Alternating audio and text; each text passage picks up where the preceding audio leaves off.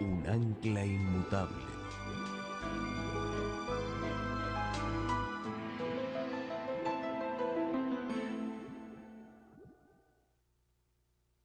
En esta noche vamos a hablar del testimonio de Jesucristo y queremos pedir la bendición especial del Señor al estudiar este tema tan importante. Así que les invito a inclinar sus rostros conmigo y vamos a elevar una oración al Señor. Oremos.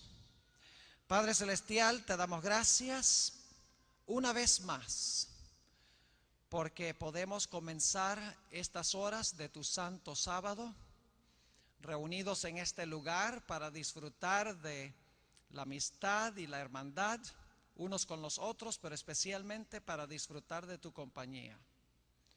Te pedimos, Señor, en nuestro estudio de esta noche, que tú vengas a hablar con nosotros a través de tu palabra. Te ruego, Señor, que abras corazones duros, enternezcas corazones que tal vez están en una situación donde no hay un deseo de escucharte y seguirte. Te damos gracias, Señor, por la promesa de que tu palabra no regresará a ti vacía. Y reclamamos esa promesa en esta noche. En el precioso nombre de tu Hijo, Cristo Jesús. Amén. He tenido el privilegio de pastorear la iglesia central de habla inglesa en Fresno, California, por 7 años y medio. Y durante el tiempo que he estado en la iglesia, he tenido el privilegio de dirigir varias campañas evangelísticas. Ahora, cuando uno da campañas evangelísticas y uno es pastor de la iglesia, cada vez le toca a uno buscar un ángulo diferente para presentar el mensaje, porque si uno repite los mismos temas, pues entonces, por lo menos en los Estados Unidos, los hermanos y las hermanas dicen, bueno, ya nosotros hemos escuchado esos temas antes. Y a veces es difícil lograr que vengan a la campaña. Así que en las 4 campañas que he dirigido en la iglesia, he presentado las enseñanzas fundamentales de la Biblia, pero desde 4 diferentes perspectivas. La primera serie que presenté en la iglesia se llamó Descubriendo los secretos de Génesis, una presentación de todo el mensaje adventista desde la perspectiva del libro de Génesis. Luego, aproximadamente año y medio después, presenté una serie donde prediqué todas las doctrinas de la iglesia adventista desde la perspectiva del santuario. Fueron 24 presentaciones, todo nuestro mensaje, todas nuestras doctrinas fundamentales, pero sustraídas del santuario. Luego hice una tercera campaña donde el título era Lo que dijo Jesús. Y en esa serie decidí presentar todo el mensaje adventista desde la perspectiva de los 4 evangelios y el libro Hechos de los Apóstoles. Yo no sé si ustedes han intentado hacer eso alguna vez, conseguir todas las doctrinas de la iglesia adventista solamente en los 4 evangelios y en el libro Hechos de los Apóstoles. Y la razón por la cual preparé esa campaña es porque muchos cristianos dicen que son cristianos del Nuevo Testamento. Entonces hay que presentar el mensaje desde la perspectiva del Nuevo Testamento, particularmente las enseñanzas de Jesús. La cuarta campaña que di fue hace como 1 año y 3 meses. Se llamó Las profecías hechas simples. Una presentación de todo el mensaje adventista desde la perspectiva de las profecías de la Biblia. Ahora quiero relatarles algo en cuanto a la preparación de la serie, la tercera serie que hice, que se llama Lo que dijo Jesús. Fue relativamente fácil para mí conseguir todas las doctrinas fundamentales de la iglesia adventista en los 4 evangelios y el libro Hechos de los Apóstoles. No tuve que luchar mucho para conseguir suficiente información para predicar todas las doctrinas de la iglesia adventista. Pero hubo un tema con el cual luché por varias semanas. Luché por conseguir material suficiente como para predicarlo en una campaña evangelística. Y fue el tema sobre el espíritu de profecía, el don profético en la iglesia remanente. Ahora, los 4 evangelios y el libro Hechos de los Apóstoles tienen mucho que decir en cuanto a profetas y el don de profecía. No faltaba, no escaseaba material sobre el don de profecía y los profetas, porque los 4 evangelios y Hechos hablan mucho de esto. Pero yo quería presentar el don profético desde una perspectiva diferente que sencillamente hablar del don de profecía. Yo quería hablar del don de profecía en la iglesia remanente. Cómo Dios iba a levantar el don de profecía en la iglesia remanente. Pasé semanas y semanas leyendo los evangelios, leyendo el libro de Hechos, reflexionando sobre lo que leía. Y no conseguía desde cuál ángulo presentar este tema sobre el don profético en la iglesia remanente. Hasta un día que estaba sentado en mi oficina, tenía mi Biblia abierta y estaba luchando con este asunto. Y estaba mirando, me acuerdo, estaba mirando al techo, reclinado en la silla, tratando de pensar cómo presentar este tema.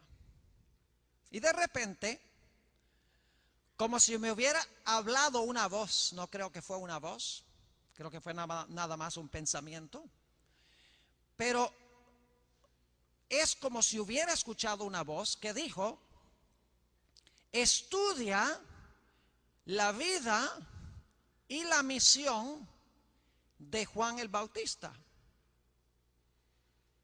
Ese pensamiento no me salió a mí, de mi mente.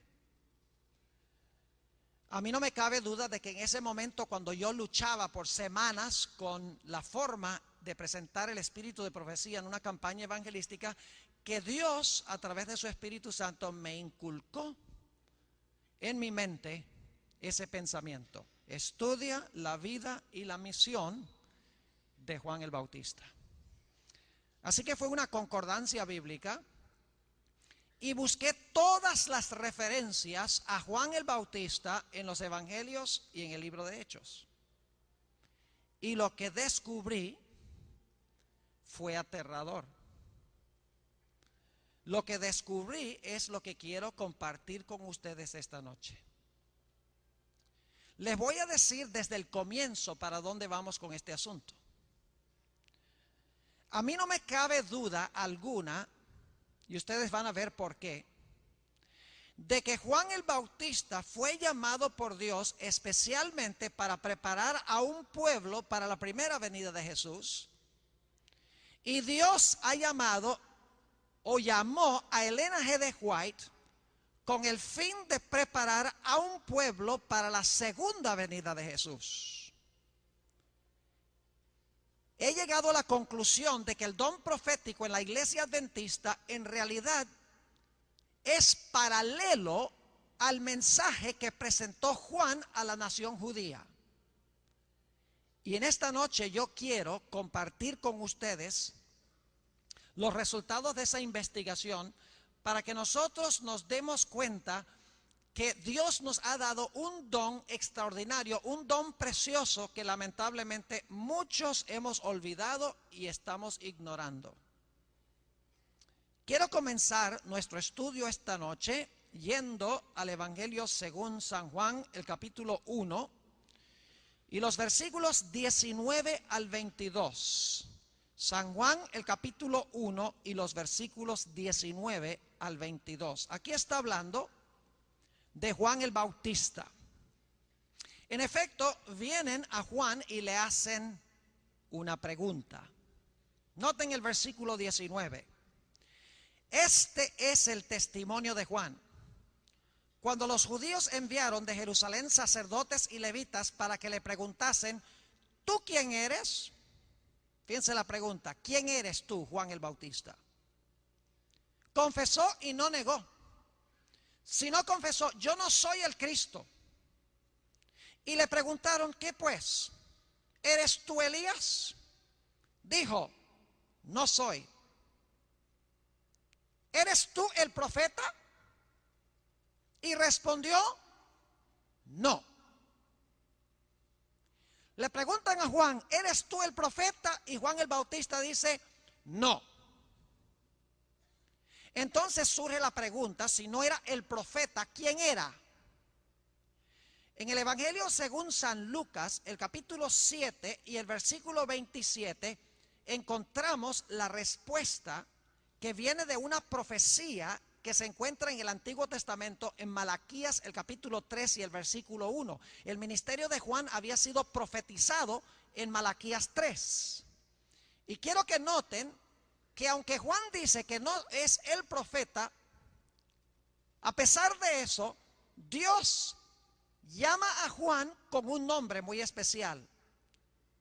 Lucas el capítulo 7 y el versículo 27, hablando de Juan, dice, este es de quien está escrito, he aquí envío mi mensajero delante de tu faz, el cual preparará tu camino delante de ti. En este versículo, Dios se refiere a Juan el Bautista como su mensajero.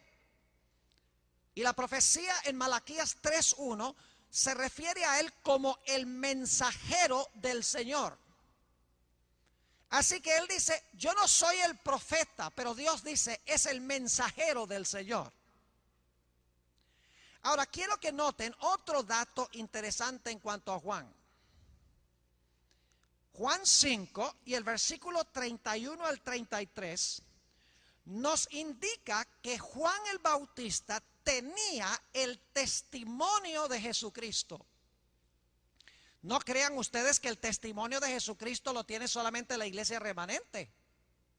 El testimonio de Jesucristo lo tuvieron todos los profetas, porque ellos testificaron en sus escritos en cuanto a Jesús. Por eso se llama el testimonio de Jesucristo. Dan testimonio de Jesús. Y Juan el Bautista tenía el testimonio de Jesucristo. Noten San Juan, el capítulo 5, y empezando en el versículo 31. Aquí está hablando Jesús. Y fíjense la cantidad de veces que se usa la palabra testimonio. Dice en el versículo 31, si yo doy testimonio acerca de mí mismo, mi testimonio no es verdadero. Otro es el que da testimonio acerca de mí. Y sé que el testimonio que da de mí es verdadero. ¿De quién estaba hablando Jesús? Versículo 33. Vosotros enviasteis mensajeros a Juan y él dio testimonio de la verdad. En otras palabras, Juan el Bautista tenía el testimonio de Jesucristo porque dio testimonio de Jesús. Pero hay más. Notamos que cuando le preguntaron a Juan si él era el profeta, él dice no. Pero Jesús va a hacer una declaración muy interesante en cuanto a Juan. Ve, Juan era muy modesto. Pero cuando Jesús habló de Juan, no fue tan modesto en cuanto al ministerio de Juan. Noten lo que dice en el Evangelio según San Lucas, el capítulo 7 y el versículo 26. Aquí Jesús describe el ministerio de Juan. Lucas, el capítulo 7 y el versículo 26. Dice aquí lo siguiente. Lucas 7 y el versículo 26. Está hablando Jesús. ¿Mas qué salisteis a ver? ¿A un profeta? Sí, os digo, y más que un profeta. Es decir, Jesús declaró que Juan no era solo un profeta, sino que era más que un profeta. Es de vital importancia tomar en cuenta estos detalles. Le preguntan a Juan, ¿eres el profeta? No. Entonces, ¿quién es? Dios dice, es mi mensajero. Tiene el testimonio de Jesucristo y es más que un profeta. Pero hay otra cosa interesante en cuanto a Juan el Bautista. En el Evangelio según San Juan, el capítulo 1 y el versículo 6, San Juan, el capítulo 1 y el versículo 6, hasta el versículo 8, encontramos una declaración muy interesante en cuanto a Juan el Bautista. Dice allí en Juan 1, 6, hubo un hombre enviado de Dios, el cual se llamaba Juan. Este vino por testimonio, ahí está otra vez la palabra, para que diese testimonio de la luz, a fin de que todos creyesen por él. Ahora escuchen el versículo 8. No era él la luz, sino para que diese testimonio de la luz. Juan dice, el evangelista Juan dice que Juan el Bautista no era la luz, sino que fue levantado para dar testimonio de la luz. Ahora vamos a encontrar un problema. Vayan conmigo a Juan el capítulo 5. Juan el evangelista, Juan el apóstol dice que Juan el Bautista no era la luz, sino que dio testimonio de la luz. Pero fíjense lo que dice Jesús en Juan el capítulo 5 y el versículo 35. Juan 5 y el versículo 35. Aquí está hablando Jesús de Juan el Bautista y fíjense lo que dice. Él era antorcha que ardía y alumbraba, y vosotros quisisteis regocijaros por un tiempo en su luz.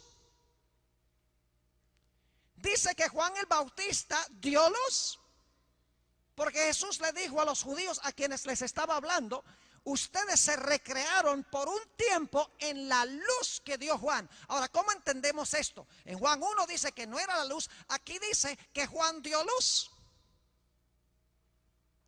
¿Saben ustedes que la palabra que se usa para luz en Juan 1 es la palabra phos, en griego, de donde adquirimos la palabra fosforescente, de donde sale la palabra fósforo? Es la palabra que se usa en el Nuevo Testamento para describir la luz solar. Pero la palabra que se usa para luz, hablando de Juan el Bautista, es la palabra lugnos, que significa una vela, una lámpara, o como dice aquí, una antorcha. Ahora mi pregunta es esta: ¿qué da más luz, el sol o una antorcha? ¿Cuál es la luz mayor, el sol o una vela? Esa es una pregunta ridícula, porque aunque la lámpara da luz, la luz del sol es mucho mayor.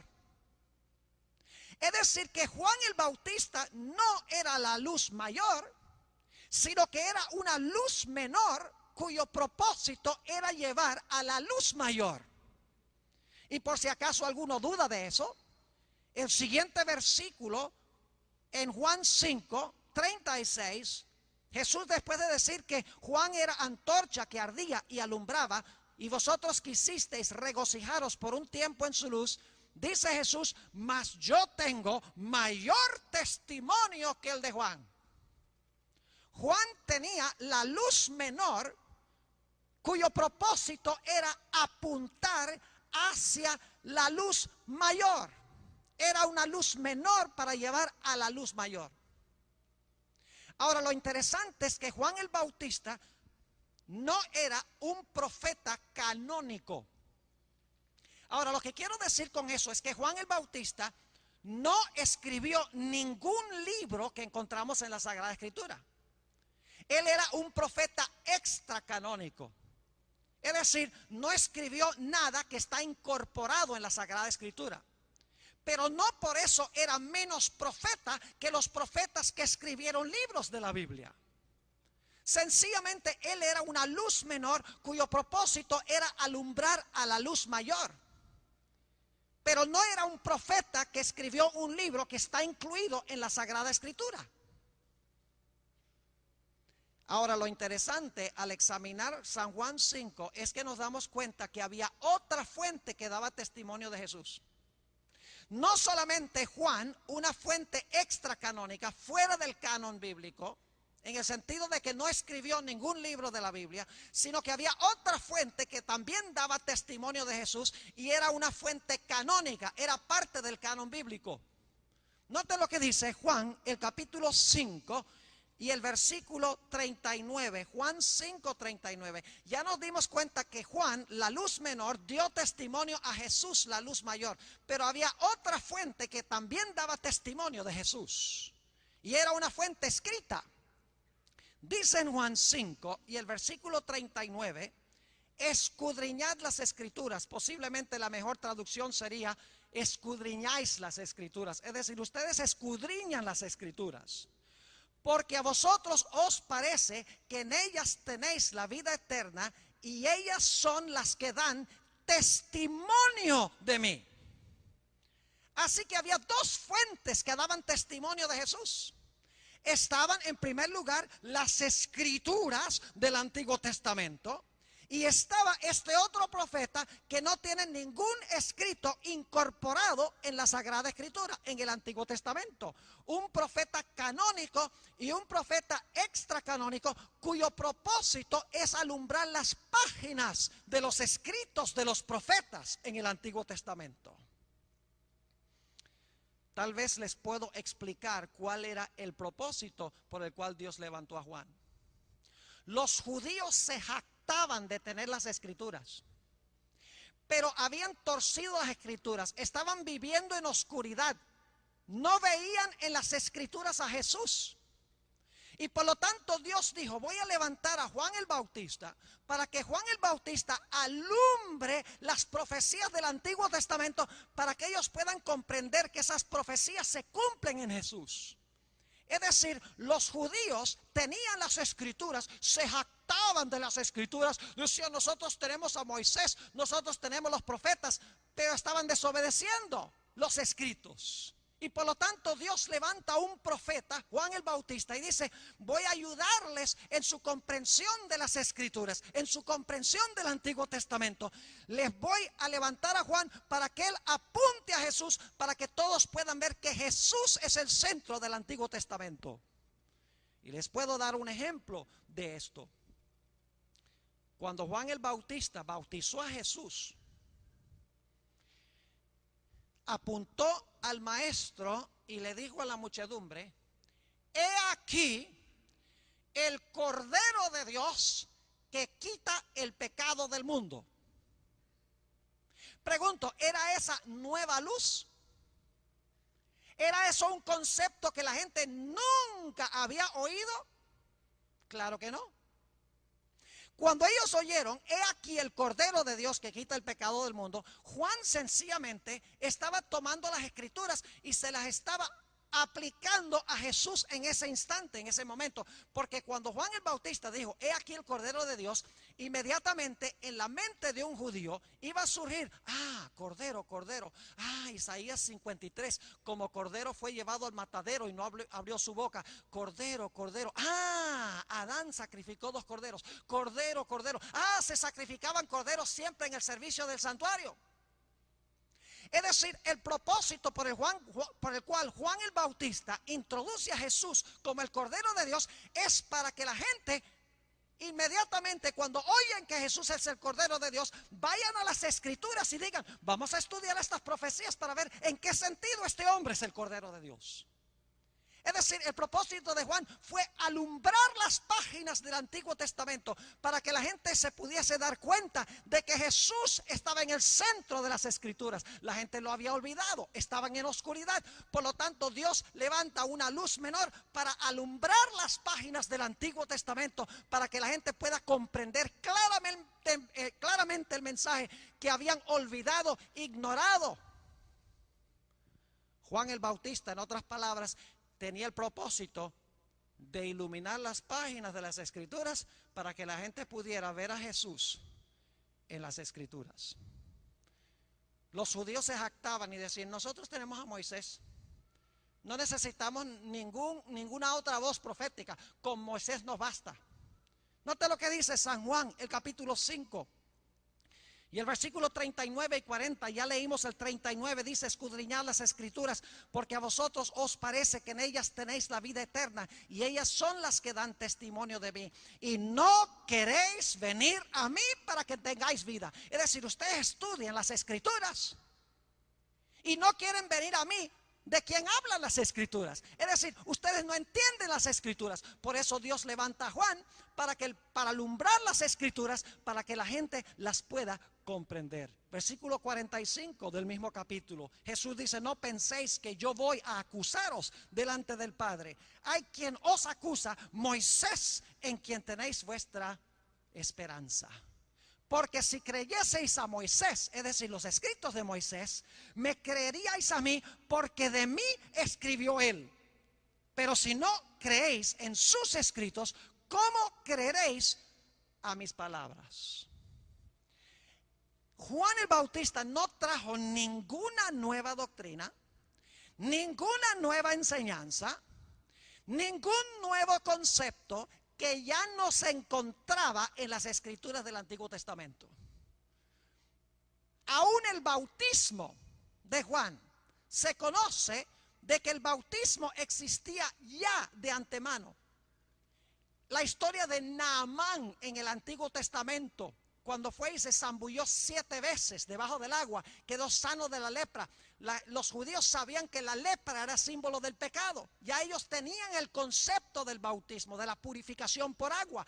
Aún eso no era nada nuevo en el evangelio predicado por San Juan. Es decir, Juan el Bautista no trajo nueva luz, no trajo nuevas doctrinas ni nuevas enseñanzas, sino el propósito era ampliar, simplificar y explicar las profecías y los escritos que los judíos estaban ignorando y no estaban comprendiendo. No fue dado para dar nueva luz, sino para alumbrar la vieja luz. Era una luz menor con el propósito de llevar a la luz mayor.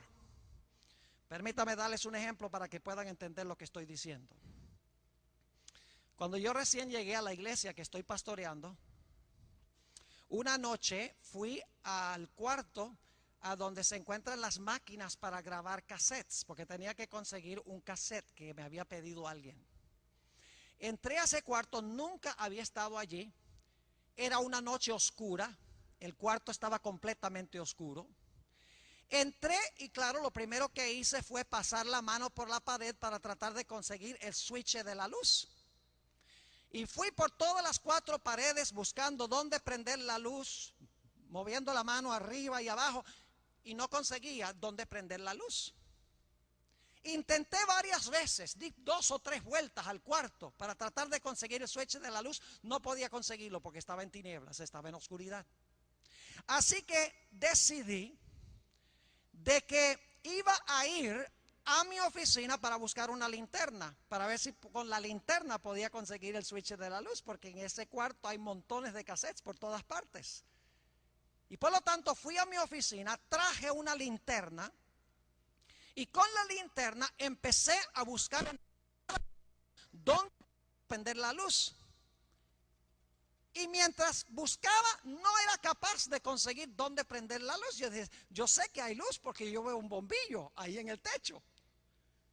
¿Por qué no soy capaz de conseguir el switch de la luz? Así que finalmente me rendí. Yo dije, yo sé que el cassette está aquí en este escaparate aquí abajo y voy a buscarlo con la linterna. Y me agaché, me arrodillé y empecé a buscar con la linterna, y en una de esas la linterna se volcó un poquito hacia adelante, hacia arriba, y cuando volteó hacia arriba, yo vi el switch de la luz, estaba debajo de un lugar donde había libros, era imposible conseguirlo. Ahora, cuando vi el switch de la luz, inmediatamente lo prendí y el cuarto se llenó de luz. Ahora yo pregunto, ¿cuál era el propósito de la linterna? El propósito de esa linterna era hallar la luz mayor. Es decir, esa luz menor tenía el fin de ayudarme a conseguir el switch que prende la luz mayor. Así fue con Juan el Bautista. Era una luz menor que Dios levantó con el fin de conducir a la luz mayor. Ahora, ¿por qué levantó Dios a Juan? Lucas el capítulo 1 y el versículo 17 explica por qué es que Dios levantó a Juan el Bautista. Para presentar su mensaje al pueblo judío. Y dicho sea de paso, Juan el Bautista no fue llamado para presentar su mensaje a los romanos. Fue levantado por Dios para hablar a los judíos, para reprender a los judíos, porque profesaban tener las escrituras, pero no las estaban obedeciendo ni las comprendían. Así que Dios levanta a Juan para que Juan ahora alumbre las páginas de los escritos del Antiguo Testamento. Ahora noten lo que dice Lucas el capítulo 1 y el versículo 17 en cuanto al propósito por el cual Dios levantó a Juan el Bautista. Voy a empezar en el versículo 15 para captar el contexto. Dice, porque será grande delante de Dios. No beberá vino ni sidra, y será lleno del Espíritu Santo, aún desde el vientre de su madre. Y hará que muchos de los hijos de Israel ¿de quiénes? ¿De los romanos? No. De los hijos de Israel se conviertan al Señor Dios de ellos. E irá delante de él, es decir, delante de Jesús, con el espíritu y el poder de Elías, para hacer volver los corazones de los padres a los hijos y de los rebeldes a la prudencia de los justos. Y ahora viene la parte clave, para preparar al Señor un pueblo bien dispuesto, que significa un pueblo bien listo para la venida del Mesías. El propósito de las palabras de Juan el Bautista en apuntar hacia las Escrituras era preparar a un pueblo para estar listo para recibir a Jesús en su primera venida. Ahora, ¿cómo fue tratado Juan? Oh, cuando vino Juan todos decían, ay, qué lindo predica este, mira que habla, predica con potencia, gloria a Dios. No. Juan era aborrecido por el propio pueblo a quien fue enviado. Y déjeme hacer un paréntesis aquí, hermanos y hermanas, los que me escuchan por radio, los que ven por televisión. Hay personas dentro de la iglesia adventista que critican a Elena White. No me sorprende. Me sorprendería que no la criticaran. Porque no hay un solo profeta en toda la Biblia que no haya sido odiado por la gente a quien fue enviado. Es decir, los profetas cuando eran enviados al pueblo de Dios, porque los profetas eran primordialmente, no exclusivamente, pero casi en todos los casos, era el propósito que ellos hablaran a los que profesaban ser pueblo de Dios para traerlos de regreso a las sendas donde ellos se habían extraviado de la palabra. Y Juan el Bautista no era la excepción. Si todo el mundo hubiera amado a Juan el Bautista, yo pensaría que era falso profeta, porque Jesús dice, ay de vosotros cuando hablaren bien de vosotros los hombres, porque así hicieron con los falsos profetas. Ahora noten cómo la gente trató a Juan, los líderes. Noten lo que dice en Mateo el capítulo 11 y el versículo 18. Mateo 11 y el versículo 18. Imagínense esto. Esta es una declaración tremenda de Jesús en cuanto a cómo algunos veían el ministerio de Juan.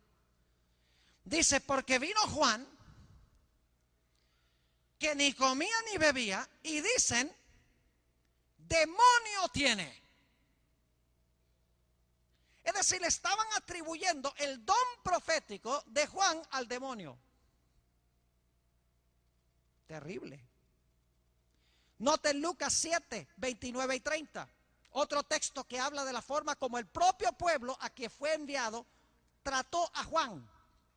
Dice en Lucas 7 y el versículo 29 y 30, y aquí está hablando, y esto lo digo con reverencia, porque está hablando de nosotros, los que somos líderes en la iglesia. Los líderes de aquella época no amaban a Juan. Rechazaban el ministerio y el mensaje de Juan. Y hay de nosotros que somos dirigentes y que somos pastores si caemos en el mismo error. Dice en Lucas el capítulo 7 y el versículo 29 y 30, el problema no era con el pueblo. Dice, y todo el pueblo y los publicanos, cuando lo oyeron, es decir, cuando oyeron a Juan el Bautista, justificaron a Dios, bautizándose con el bautismo de Juan. Es decir, el pueblo se gozaba con el mensaje de Juan. Pero noten el versículo 30. Mas los fariseos y los intérpretes de la ley, hoy diríamos que los fariseos eran los pastores y los maestros de la ley eran los teólogos.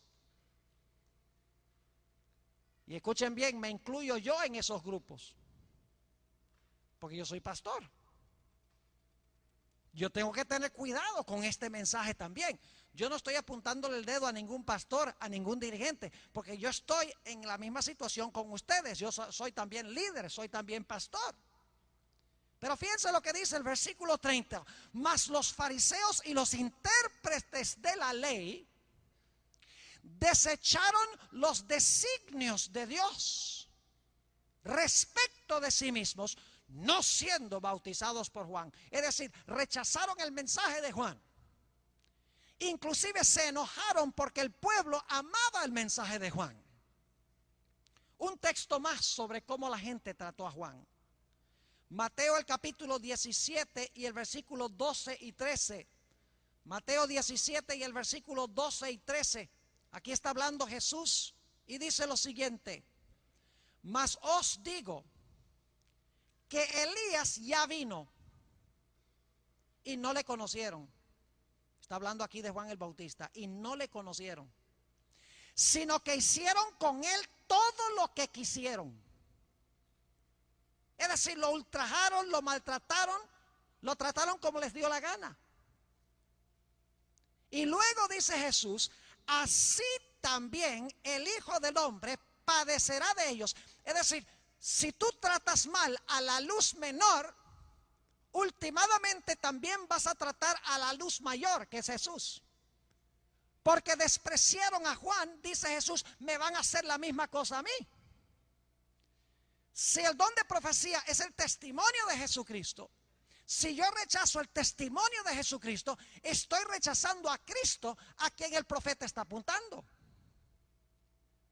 Ahora, note lo que sigue diciendo aquí en el versículo 13. ¿De qué estaba hablando Jesús cuando dijo que hicieron lo que les dio la gana con Juan el Bautista? Iban a hacer lo mismo con él. Dice, entonces los discípulos comprendieron que les habría hablado de Juan el Bautista.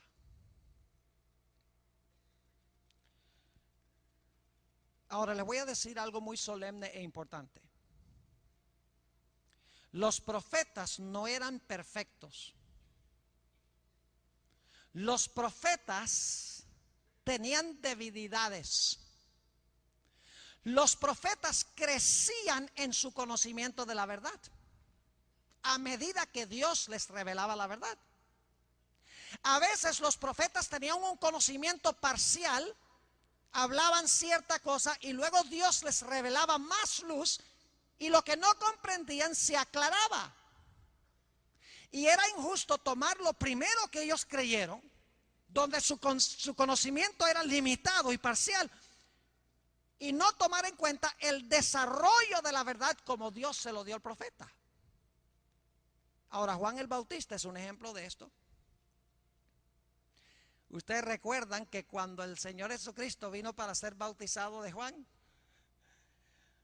Juan estaba emocionado y apunta y dice: he aquí el Cordero de Dios que quita el pecado del mundo. Este es el Mesías prometido, dice Juan el Bautista.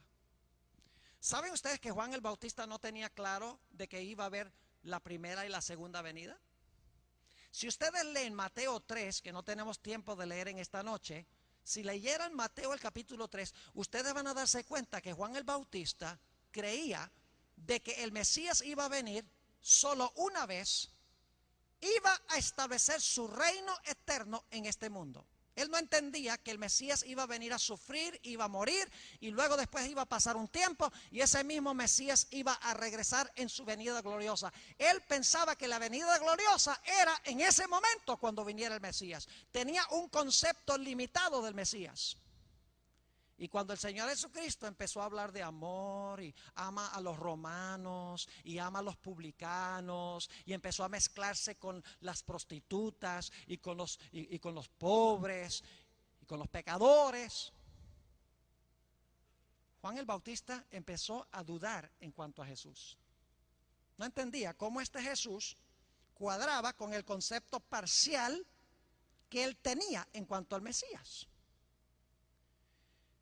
Inclusive llegó a ser tan serio que cuando Juan el Bautista estaba en la cárcel, y esto se relata en Mateo el capítulo 11, cuando estaba en la cárcel, él llama a algunos de sus discípulos y les dice: mire, yo quiero que ustedes vayan a Jesús y le hagan una pregunta. ¿Eres tú el que estábamos esperando o debemos esperar a otro? ¿Qué diferencia?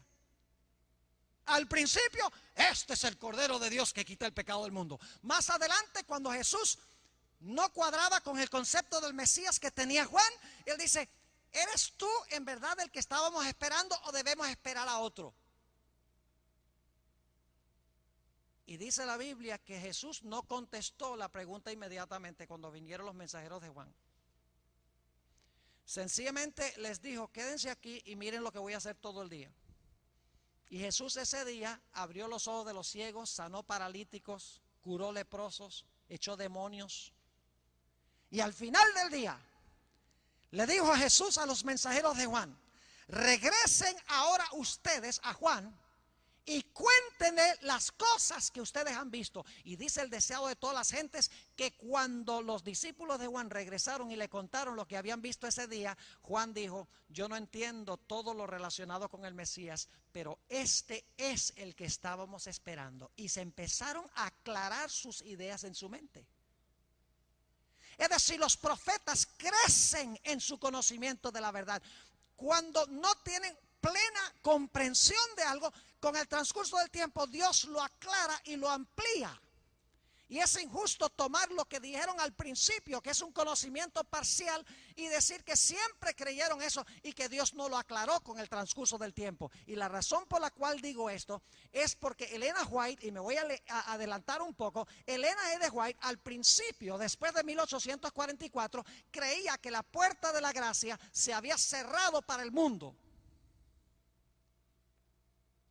Y algunos han tratado de darle la vuelta y decir: no, no creía eso, y tratan de arguir de que no. Pero según lo que yo he visto, Elena White creía que la puerta de la gracia se había cerrado para el mundo. Y algunos usan eso para decir: ve, se equivocó, se equivocó. Pero lo mismo se puede decir de Juan el Bautista, también se equivocó. Pero Juan creció en su conocimiento y Dios le aclaró. De la misma manera, Elena G. White, después de un tiempo, se dio cuenta que la puerta de la gracia no se había cerrado para el mundo, sino que se había cerrado para aquellos que rechazaron el mensaje de Daniel 8:14 en el gran chasco de 1844, que la puerta de la gracia todavía estaba abierta para el mundo, y ella lo dijo en sus escritos. Es injusto tomar lo que ella dijo una vez, sin la aclaración que le dio Dios con el transcurso del tiempo. Los profetas crecen en su conocimiento y debemos nosotros ver eso con cualquier profeta bíblico, al igual que con el espíritu de profecía. Ahora hemos hablado de Juan. Hablemos ahora del profeta moderno. Repasemos lo que estudiamos de Juan. Le preguntan, ¿eres tú el profeta? No. ¿Quién es? El mensajero del Señor. Tenía el testimonio de Jesucristo. Era más que un profeta. Y era una luz mayor cuyo propósito era una luz menor para alumbrar hacia la luz mayor. Odiado por las personas, por el mismo pueblo a quien fue enviado. Ahora quiero leer unas citas muy interesantes de Elena G. de White. Ella no estaba consciente de esto, yo estoy seguro. Pero en sus escritos se nota el paralelo entre ella y Juan el Bautista. Primera cita que quiero leer la encontramos en Mensajes Selectos, tomo 1, página 36. Escuchen esto. ¿Recuerdan que fueron a hacerle la pregunta a Juan, ¿eres tú el profeta? Ahora escuchen esto. Algunos han tropezado en el hecho de que dije que no pretendía ser profetisa. Y han preguntado ¿por qué? ¿Por qué, Elena White, dijiste tú que no eres profetisa? Dice ella, no he tenido otra pretensión sino la de que se me ha indicado que soy la mensajera del Señor, que Él me llamó en mi juventud para ser su mensajera, para recibir su palabra y dar un mensaje claro y decidido en el nombre del Señor Jesús. Sigue diciendo, en mi temprana juventud se me preguntó varias veces, ¿es usted profetisa? Siempre he respondido, soy la mensajera del Señor. Sé que muchos me han llamado profetisa, pero no he pretendido ese título. Mi Salvador me declaró que era su mensajera. Le preguntaron, ¿eres profeta? No. Entonces, ¿quién? La mensajera del Señor. Muy interesante.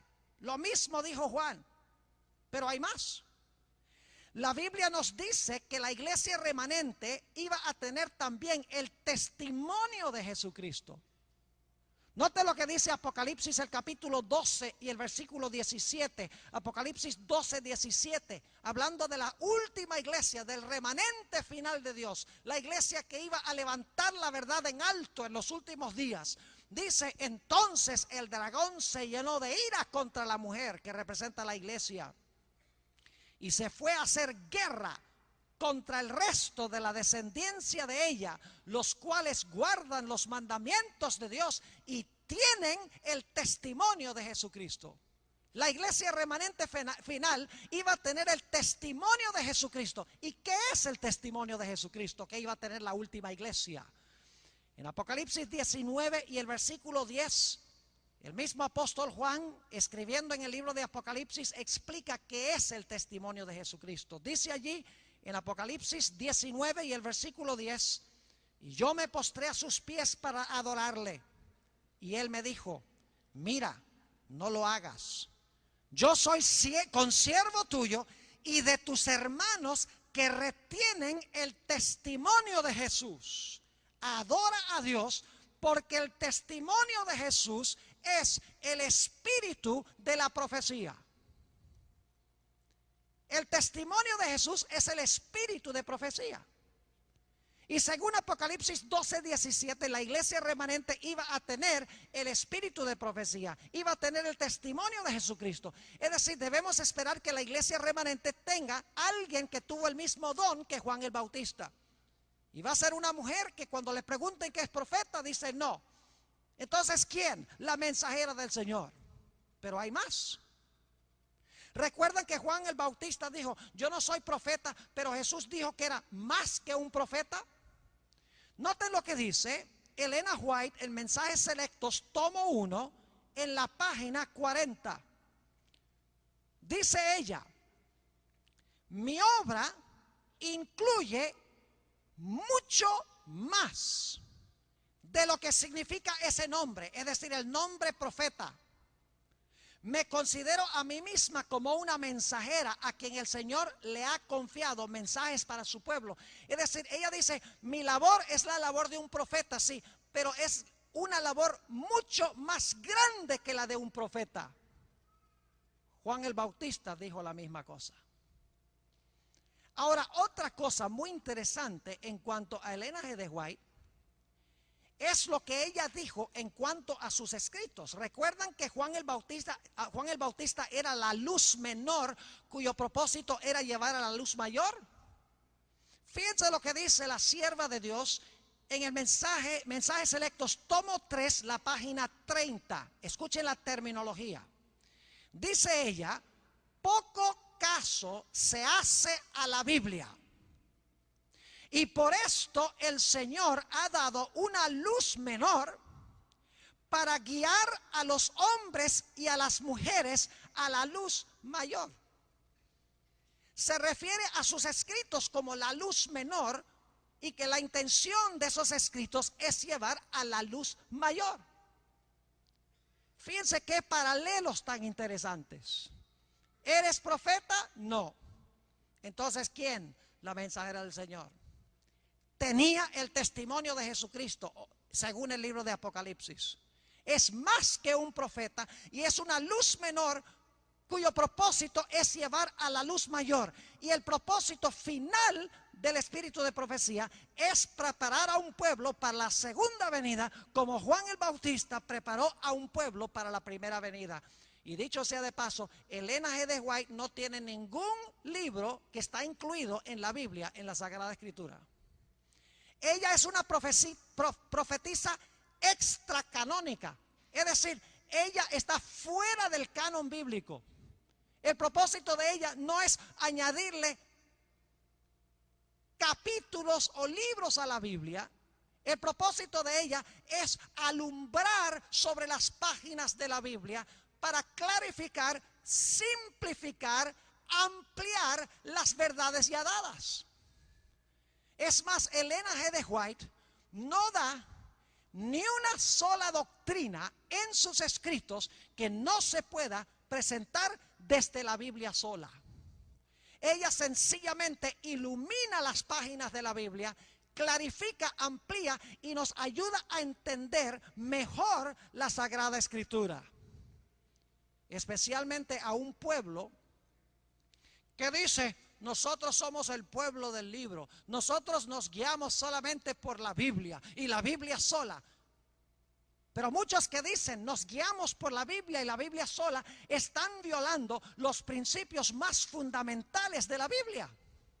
Por lo tanto, el espíritu de profecía es dado para que se pueda ampliar a donde el pueblo de Dios está fallando, para que puedan remediar la situación en sus vidas. Déjenme darles 1 o 2 ejemplos. Una vez estaba predicando en la ciudad de Albuquerque, en el estado de Nuevo México, en los Estados Unidos.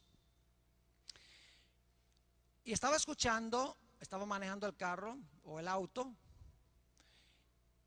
y estaba escuchando un programa donde un pastor cristiano estaba contestando preguntas por radio. La gente llamaba y él respondía la pregunta en vivo. Bueno, a medida que estaba escuchando, llamó una persona y le dijo al pastor que estaba contestando las preguntas, mire, yo tengo 2 preguntas que me gustaría que me contestara. Número 1, ¿es pecado fumar? Y la segunda pregunta es, ¿me va a mandar Dios al infierno por fumar? Preguntas interesantes. Pero las respuestas del que estaba en la emisora de radio de este pastor me aterraron aún más que las preguntas. El que estaba contestando las preguntas, que era un pastor cristiano, dice: en cuanto a su primera pregunta, le puedo asegurar que fumar no es pecado, porque en ninguna parte de la Biblia consigues que dice no fumarás.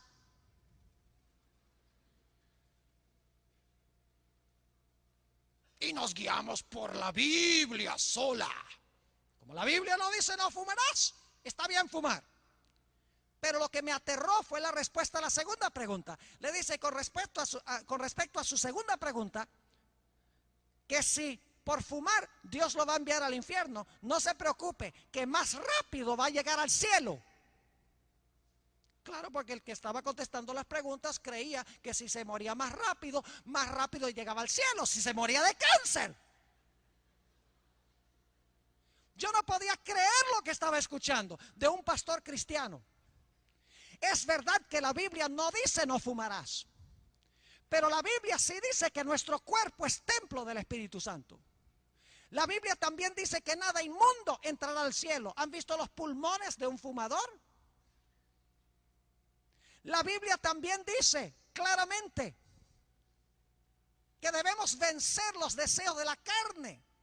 Ahora, créanme que no estoy criticando a cualquier persona aquí que está luchando con el hábito del cigarrillo. Dios le puede dar la victoria sobre el hábito del cigarrillo, porque todo lo podemos en Cristo que nos fortalece. Lo que estoy hablando aquí es que algunos cristianos usan pretextos de poder hacer algunas cosas porque la Biblia no dice explícitamente que es pecado fumar. Pero en principio la Biblia, si se toman los principios, vamos a llevar una vida ordenada y limpia en nuestros hábitos de salud. Ahora, por eso Dios levantó el Ellen G. de White. Y el Ellen G. de White dice: el cigarrillo es un veneno lento e insidioso, y el que fuma peca contra su cuerpo y quebranta la ley de Dios. Lo dice clarito, contante y sonante, para que no haya excusa.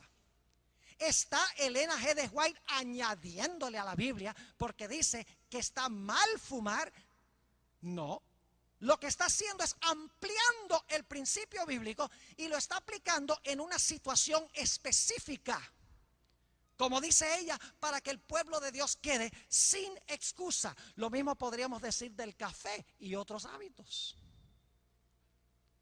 Y aquí estoy pisando terreno peligroso.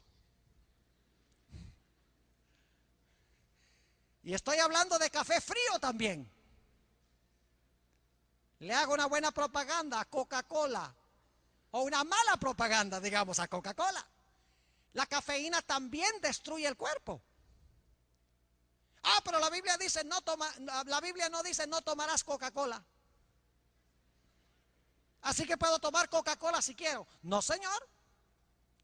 Porque la Biblia tiene el principio de que debemos cuidar nuestro cuerpo porque es templo del Espíritu Santo. El Espíritu de profecía deja muy en claro de que el pueblo de Dios debe vencer el café.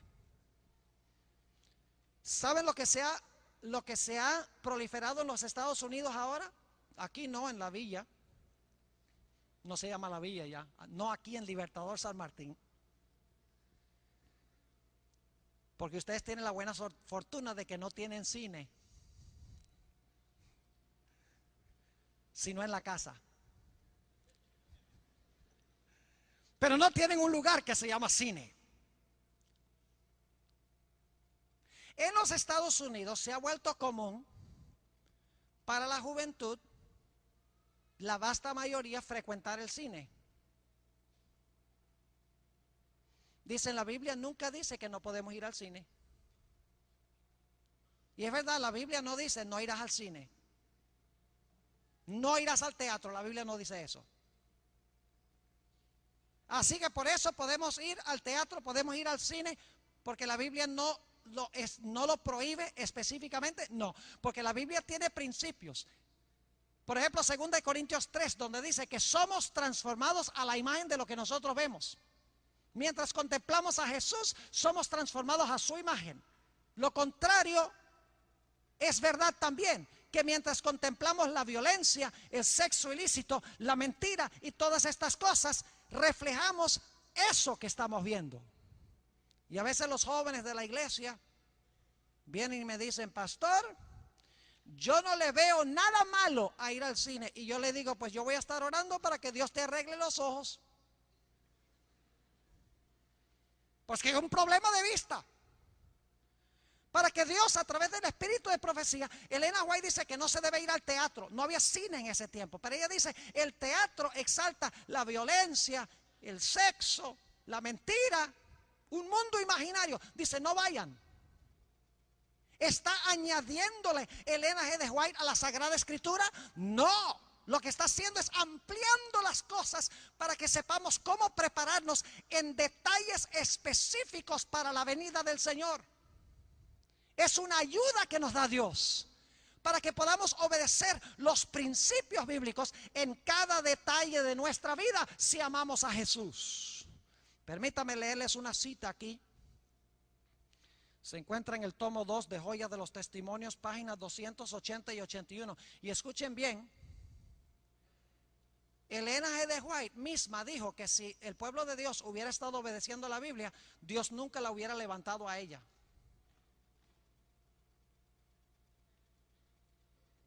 Inclusive ella dice que el único propósito por el cual Dios la levantó a ella es para apuntar a la Biblia, ampliar la Biblia, explicar la Biblia, para que lo podamos entender mejor. Dice ella lo siguiente: si os hubieseis dedicado a estudiar la palabra de Dios con un deseo de alcanzar la norma de la Biblia y la perfección cristiana, es decir, si estudias la Biblia porque tú quieres alcanzar la perfección cristiana, no habríais necesitado los testimonios. Es decir, si estudiáramos a conciencia la Biblia, Dios no hubiera dado los testimonios. Sigue diciendo, es porque habéis descuidado el familiarizaros con el libro inspirado de Dios, por lo que Él ha tratado de alcanzaros mediante testimonios sencillos y directos, llamando vuestra atención a las palabras de la inspiración que habéis descuidado de obedecer, e invitándoos a amoldar vuestra vida de acuerdo con sus enseñanzas puras y elevadas.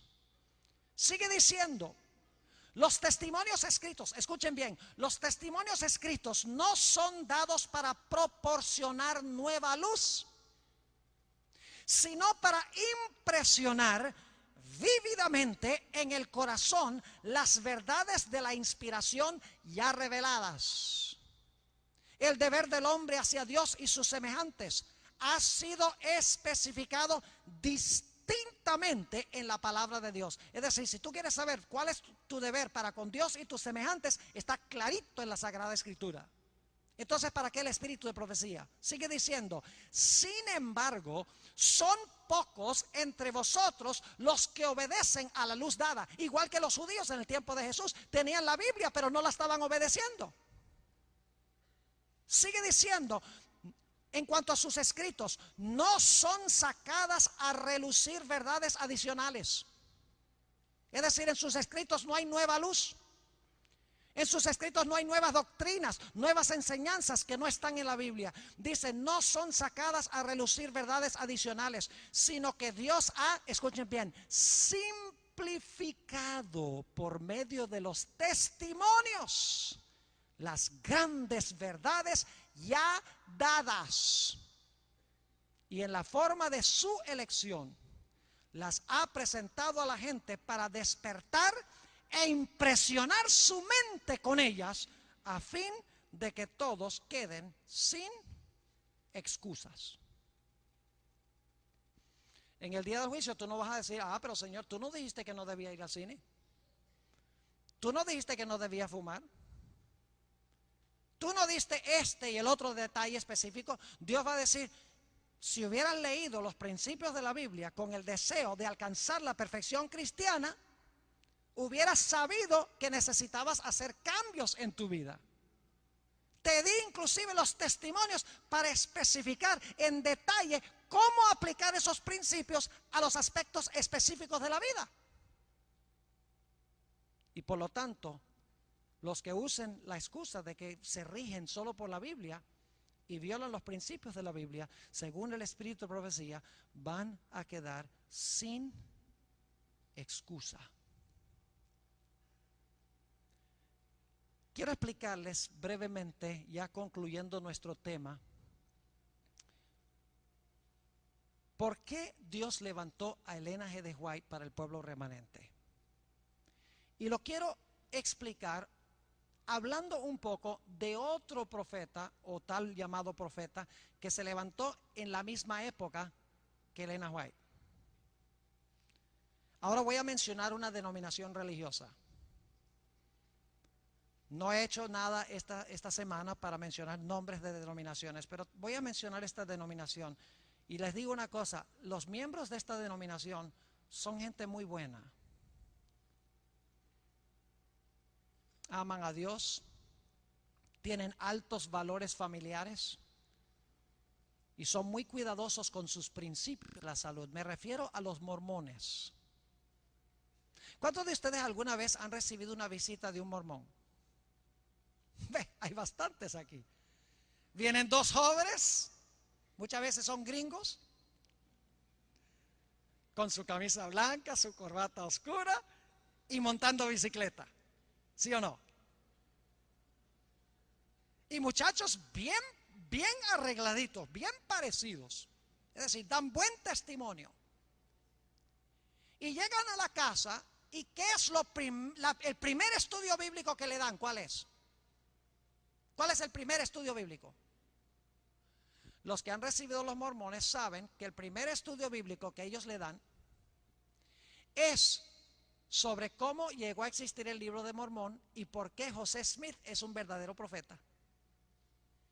¿Dónde presentamos los adventistas la doctrina del espíritu de profecía, si es que la presentamos? ¿A dónde?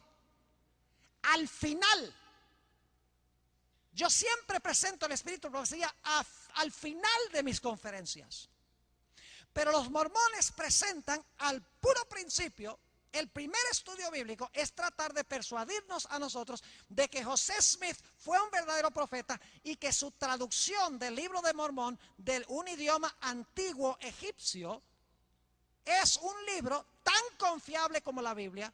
Es más, que el libro de Mormón tiene muchas enseñanzas que no están en la Biblia. ¿Y saben por qué ese es el primer estudio bíblico? Porque con todo respeto digo que los mormones no pueden comprobar sus doctrinas solo de la Biblia. Y por eso ellos tienen que persuadir a la gente en el primer estudio bíblico de que acepten una fuente de autoridad adicional fuera de la Biblia, que es el libro de Mormón y algunos otros libros que ellos tienen. Porque si pueden convencerlos de que ustedes acepten el libro de Mormón como de autoridad, entonces ellos les pueden dar estudios bíblicos. Todos los estudios bíblicos se los pueden dar no solo con la Biblia, sino también con el libro de Mormón, porque usted aceptó el libro de Mormón como de igual autoridad que la Biblia y que tiene el libro de Mormón muchas doctrinas que no están en la Biblia. En la iglesia adventista es lo contrario. Por lo menos en mis conferencias de Génesis, del santuario, lo que dijo Jesús, las profecías de la Biblia, el don profético siempre lo presento al final. No porque sea menos importante, sino porque quiero que la gente vea que todas las doctrinas y enseñanzas de la iglesia adventista encuentran un apoyo claramente en la Sagrada Escritura. Y cuando llego al final, le digo a la gente, oh, dicho sea de paso, tenemos el postre.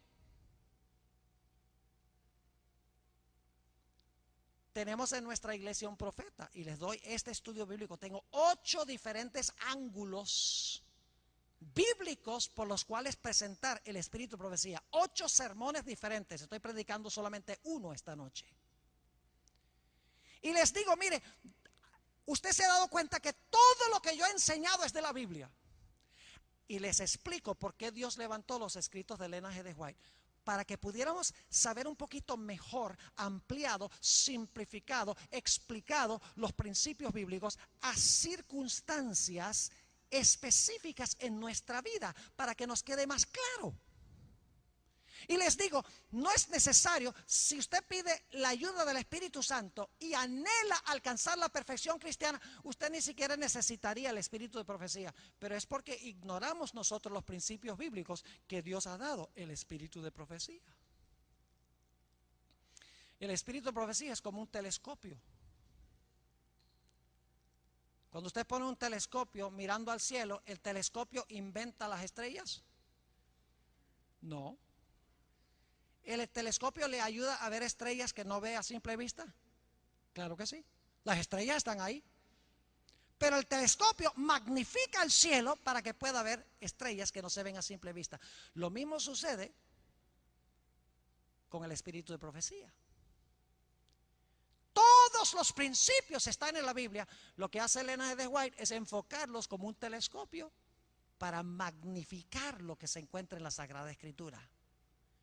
Y el espíritu de profecía es un don inapreciable. Es un don precioso que Dios ha dado a la iglesia adventista. Y sin embargo, el pueblo de Dios en gran medida lo está ignorando bajo el pretexto de que nosotros obedecemos es lo que dice la Biblia y no necesitamos ninguna autoridad fuera de la Biblia. Yo creo que es tiempo que nosotros regresemos al espíritu de profecía. Y permítanme decirles esto, mis hermanos y hermanas, apreciadas visitas. Elena G. White ha escrito un libro clásico que explica lo que hemos hablado aquí esta semana. Se llama El conflicto de los siglos. Si ustedes quieren una exposición clarísima de lo que va a pasar en los últimos días, una explicación clarísima de los mensajes de los tres ángeles, ampliados, explicados con todo lujo de detalles, lo único que tienen que hacer es leer El conflicto de los siglos. Yo no he usado mucho el espíritu de profecía esta semana, he usado Apocalipsis el capítulo 14. No necesité usar el espíritu de profecía porque está en la Biblia. Pero si ustedes leen El conflicto de los siglos van a encontrar mucho detalle, mucha simplificación, mucha ampliación, cosas que nos ayudan a comprender doctrinas y conceptos bíblicos. Donde no hay visión, el pueblo se disipa. Ciertamente Dios no hará nada sin que revele su secreto a sus siervos los profetas. Sin embargo, muchos hoy en día critican el espíritu de profecía. Yo no sé aquí en Argentina cómo es, pero en Norteamérica hay websites dedicados específicamente a tratar de destruir el espíritu de profecía. Ex pastores adventistas escriben libros, un libro que se llama La Mentira Blanca, con el fin de tratar de echar al suelo el espíritu de profecía. Ministros que se han llevado iglesias enteras que ahora guardan el domingo en vez del sábado. Varias de ellas criticando el espíritu de profecía. Un ex maestro de teología en el campo donde yo trabajo ahora publica una revista que se llama Proclamación, a donde ataca mordazmente el espíritu de profecía, la doctrina del santuario. Dice que los muertos todos saben, que no importa lo que uno se come, que la ley fue clavada en la cruz. Porque cuando se rechaza la luz menor, se rechaza también la mayor. Por eso el Dios quiere que el pueblo de Dios regrese a la palabra escrita, y que también leamos el espíritu de profecía, y que cuando vayamos a la Biblia y el espíritu de profecía lo hagamos con un corazón abierto y sincero, dispuesto de oír la voz de Dios. Habla, Señor, que tu siervo oye. Lo que tú me digas en los libros lo voy a obedecer y voy a buscar el principio bíblico. Y de esta manera, en cada detalle de la vida, a través de la ampliación que encontramos en el espíritu de profecía, el pueblo de Dios estará preparado en todas las dimensiones de la vida para la segunda venida de Jesús. Quiero terminar en esta noche mencionándoles que Elena G. White vio en el tiempo de angustia a un grupo de adventistas. Proféticamente se le permitió ver el futuro, un grupo de adventistas en el tiempo de angustia. Y quiero leer esta cita, se encuentra en la página 45 de Mensajes Selectos, tomo 1. Dice: vi el estado de algunos que se adherían a la verdad presente, pero que no hacían caso de las visiones. La forma que el Señor había escogido para enseñar en algunos casos a los que erraban en la verdad bíblica. Es decir, el propósito del Espíritu de Profecía es corregir a los que yerran en la verdad bíblica. Sigue diciendo ella que en el tiempo de angustia estas personas que decían Biblia sola, nada de testimonios, nada de visiones, hicieron una pregunta. Note lo que dice: ¿por qué no nos mostraste nuestro error para que pudiésemos haber hecho lo correcto y hubiéramos estado listos para este tiempo? Y Dios va a contestar: yo les advertí, les di los testimonios y ustedes los ignoraron y los pisotearon. Y por lo tanto ahora están sin refugio en el tiempo de angustia. Pueden leerlo ahí en ese capítulo. Dice Elena G. de White también que en los últimos días se iba a levantar un odio satánico contra sus escritos. Mensajes Selectos, tomo 1, páginas 54 y 55. Dice ella: Satanás trabajará hábilmente en diferentes formas y mediante diferentes instrumentos para perturbar la confianza del pueblo remanente de Dios en el testimonio verdadero. Se encenderá un odio satánico contra los testimonios. La obra de Satanás, ¿por qué quiere Satanás hacer esto? La obra de Satanás será perturbar la fe de las iglesias en ellas por esta razón. Satanás no puede disponer de una senda tan clara para introducir sus engaños y atar a las almas con sus errores si se obedecen las amonestaciones y reproches del Espíritu de Dios. Mis hermanos y hermanas, es tiempo de desempolvar los libros rojos y empezar a leerlos con mente y corazón abierta, diciéndole a Dios: revélame dónde estoy fallando, porque quiero desarrollar un carácter puro como el carácter de Jesús, porque quiero reflejar el carácter de Jesús cuando Él regrese. Es tiempo de quitarles el polvo a los libros rojos. Termino con esto. Una vez visité a un anciano de una iglesia. Me invitaron a almorzar. Y el anciano muy orgullosamente me llevó a la oficinita que tenía ahí en su casa, y me mostró allí en un estante como 45 libros rojos del Espíritu de Profecía. Y me dice: pastor, tengo todos los libros del Espíritu de Profecía en mi biblioteca. Lo que me sorprendió es que todos los libros estaban cubiertos con papel celofán. Y lo miré y le dije: pero hermano, veo que usted tiene todos los libros del Espíritu de Profecía, pero todos están cubiertos con papel celofán. Me dice: pastor, es que si le quito el papel celofán se me dañan. Y lo miré y le dije: hermano, mejor que se dañen.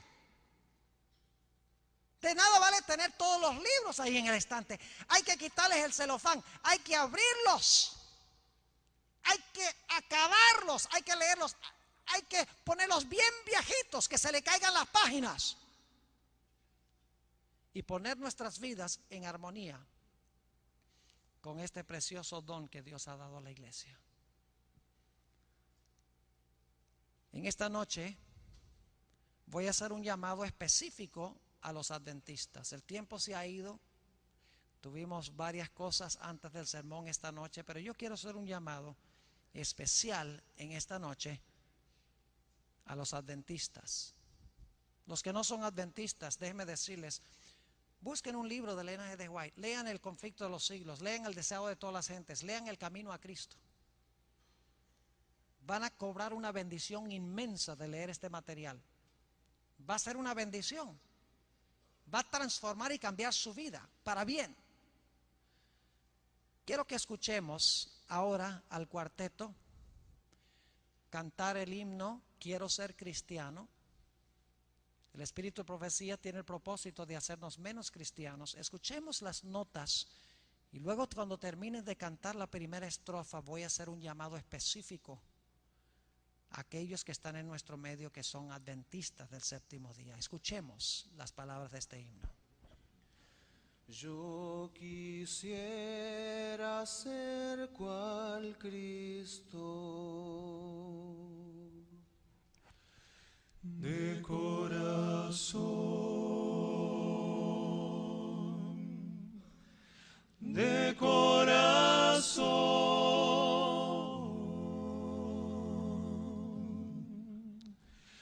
Yo quisiera ser cual Cristo, de corazón,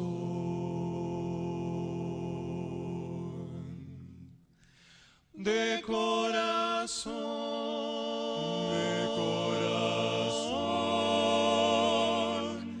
de corazón.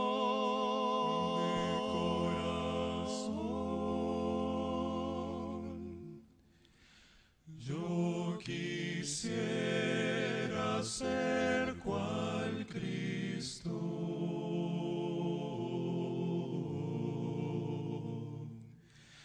de corazón.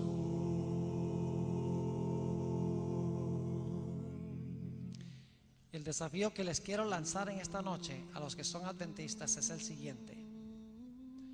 ¿Saben ustedes que si tan solo leen 12 páginas por día, 12 páginas nada más por día, en un año ustedes pueden terminar de leer los 5 libros de la serie del conflicto? Patriarcas y profetas, profetas y reyes, deseo de todas las gentes, hechos de los apóstoles y conflicto de los siglos. Leyendo 12 páginas al día, en un año terminan de leer los 5 libros y les aseguro que su vida no será igual. El desafío que les quiero lanzar en esta noche es que tomen la decisión de que van a cumplir con ese plan. 12 páginas al día. Es un llamado específico. Empiezan mañana en la mañana. ¿Qué son 12 páginas? Las pueden leer en 15, 20 minutos. Yo quiero preguntar en esta noche, ¿alguien quiere aceptar el desafío de leer las 12 páginas al día? Levantando la mano en esta noche. Gloria a Dios, miren todas estas manos. Después de un año este plantel va a ser completamente diferente, porque va a haber un reavivamiento y una reforma como nunca se ha visto en este plantel. Gloria a Dios por estas personas que han levantado la mano. Propónganse, mis hermanos y hermanas, apreciados jóvenes, propongámonos, dejen la mano arriba, propongámonos hacer esto para prepararnos para la venida de Jesús. Reflejaremos más de cerca el carácter de Jesús y podremos decir: aquí está nuestro Dios, le hemos esperado, Él nos salvará. Cualquiera que tiene esta esperanza en Él se purifica a sí mismo como Él es puro, y estudiando la palabra y el Espíritu de profecía se purifica la vida. Escuchemos la segunda estrofa de este himno. Pueden bajar la mano y luego, después de la siguiente estrofa, voy a tener una palabra de oración para que Dios les ayude a mantenerse de acuerdo a la decisión que han tomado en esta noche. Escuchemos. Yo quisiera ser más santo, de corazón, de corazón.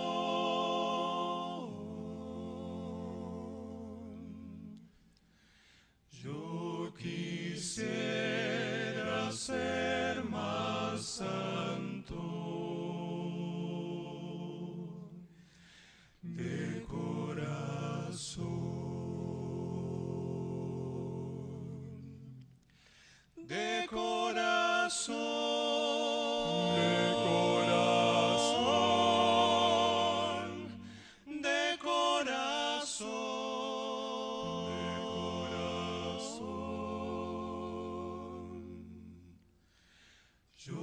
quisiera ser más santo.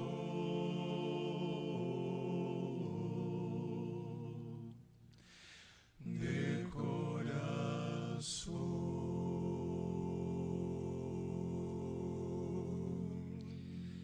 Padre Celestial, en esta noche has visto la respuesta de tu pueblo. Un pueblo necesitado de luz para estos últimos días. Un pueblo que quiere prepararse cabalmente para la venida de tu Hijo Cristo.